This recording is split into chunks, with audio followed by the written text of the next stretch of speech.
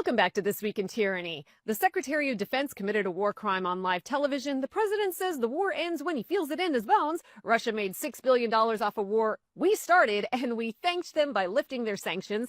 The FCC threatened to pull broadcast licenses from anyone who covers the war honestly. The president's sons are bidding on Pentagon drone contracts. ICE has a secret app that maps immigrant neighborhoods, and the president endorsed eugenics on Fox News. It's been a week. Let's get into it. On Friday, Defense Secretary Pete Hegseth stood at the Pentagon podium and said, quote, "No quarter, no mercy for our enemies."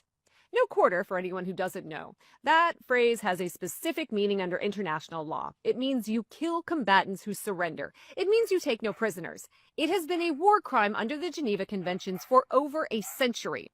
The United States government recognizes that as a war crime. Senator Mark Kelly, a Navy veteran, said it would be an illegal order that puts American service members at greater risk.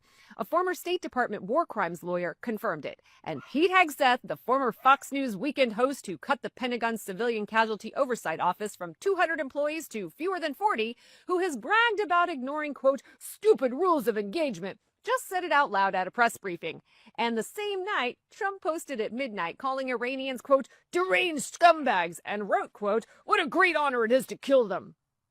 That's your commander-in-chief, posting kill counts at midnight like a video game leaderboard.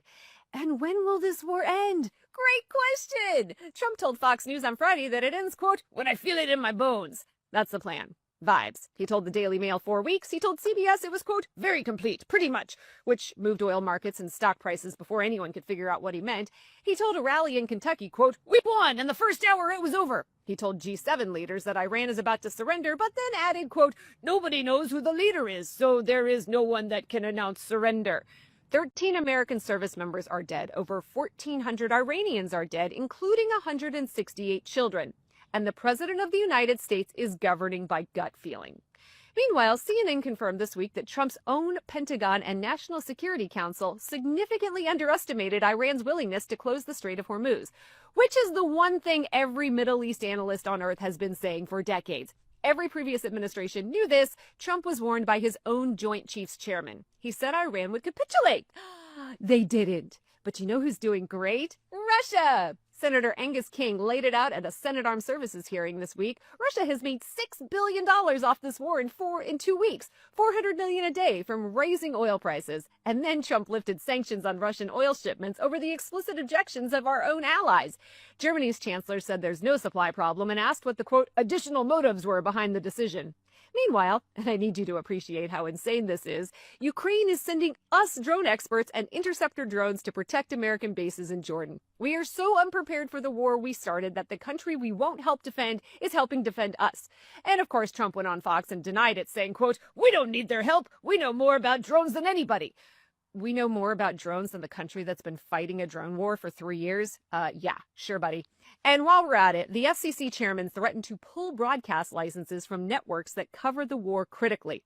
Brendan Carr said broadcasters running, quote, "hoaxes and news distortions," also known as the fake news, need to, quote, "correct course before their license renewals come up."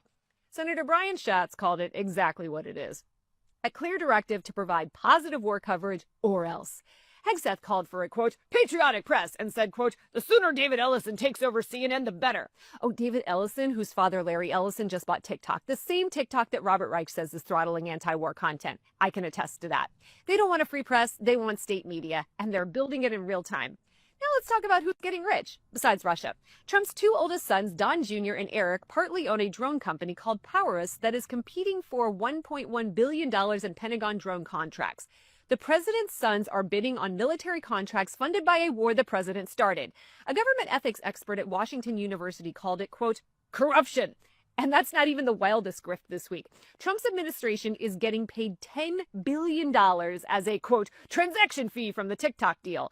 The company is valued at $14 billion. The government is taking 70%. That's not a fee, that's a shakedown. And The Atlantic reported that Trump's personal phone number is being sold to CEOs and crypto investors for access. His own staff says it's, quote, "out of control." The president of the United States is taking calls from whoever can get his number while running a war by vibes. Meanwhile, ICE has been using a secret app called Elite, built by Palantir, to map neighborhoods by how many immigrants might live there. Officers in Oregon had daily arrest quotas of 8. They smashed the windows of a van full of farm workers heading to their jobs. They detained a legal permanent resident who had her green card in her pocket. A federal judge called it unconstitutional. But ICE doesn't care because they have quotas to hit.